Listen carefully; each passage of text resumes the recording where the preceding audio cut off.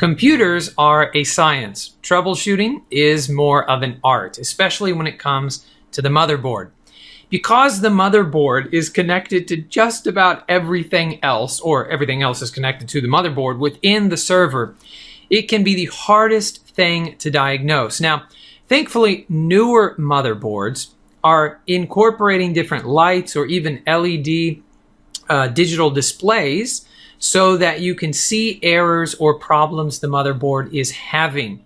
So if you have a motherboard, if you're fortunate enough to have one of the newer motherboards that has a series of lights on the back panel where you would plug things in, USB, your mouse and keyboard, things like that, you may have a series of lights there that you can check for error codes if you suspect that your motherboard has gone bad or is going bad. You can also check on the motherboard itself by opening up the server. Again, some of these newer motherboards are going to have digital displays that look kind of like a digital clock, usually just room for 2 characters, and they can display numbers and letters in combination. So you might have an A2 error or a 55 error or a BB error, whatever the case may be. You can use that, of course, to try and diagnose a failing motherboard. But if you're not fortunate enough to have a newer motherboard that has some of those diagnostics built in, there are a few things that you can do. First, open up the server and be sure to visually inspect the motherboard. Use some compressed air to remove dust off of the motherboard so you can get a good look.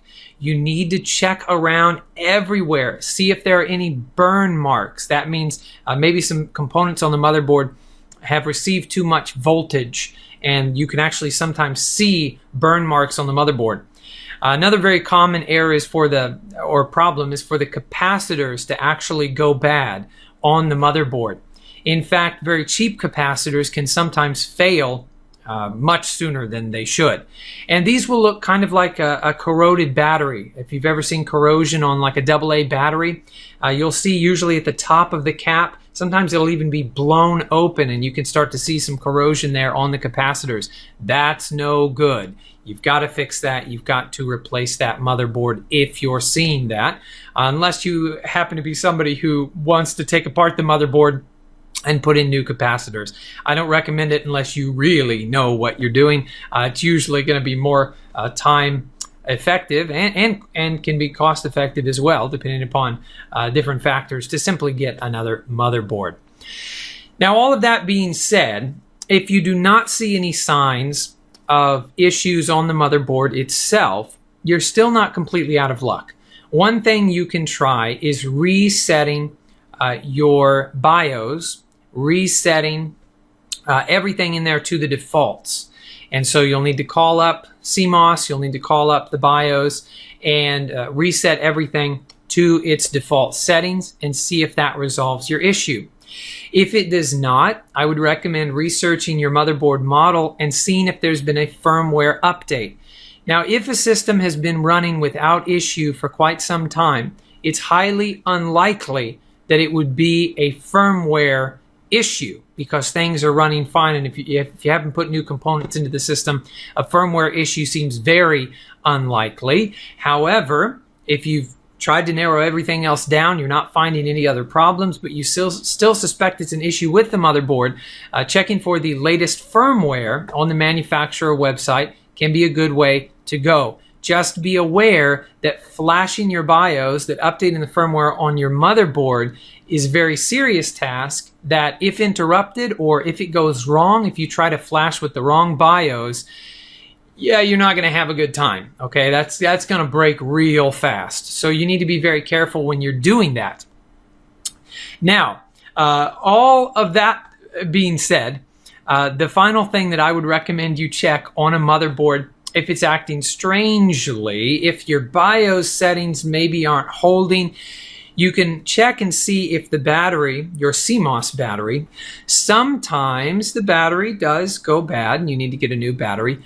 But also it's very common on motherboards for the holder, and usually it's made out of plastic, to break. Even over time it can get old, hard, and brittle, and it can break for one reason or another, which can cause that battery to lose its tight lock there on the battery terminal. And so In that case, you can try and fix it, like with super glue. However, in my experience, if something like that happens, if the little CMOS battery holder breaks, again, it's really just easier to get another motherboard if you can't super glue it. If you can super glue that thing, it's plastic, super glue it, feel good about it, okay? But you've got to be really careful, right? You don't want to get super glue on anything else, okay? So you may just want to opt for a new motherboard at that point. And having that battery displace off of its terminal there for CMOS, all that's going to mean is that system time can be off, system settings can be off, because that battery is what is going to maintain your basic BIOS settings from shutdown to power on. So when you shut that thing down, if your CMOS battery is going bad, or if it's not placed correctly on the terminal, you're not going to be able to maintain proper information such as the system date and time, which can be a real issue for servers, even more so than desktop or laptop computers. Final words on motherboard troubleshooting. Best of luck to you and Godspeed. Troubleshooting motherboard issues is not really a good time, but it is a good chance for you to use some critical thinking and begin to think very critically about what the issue could be.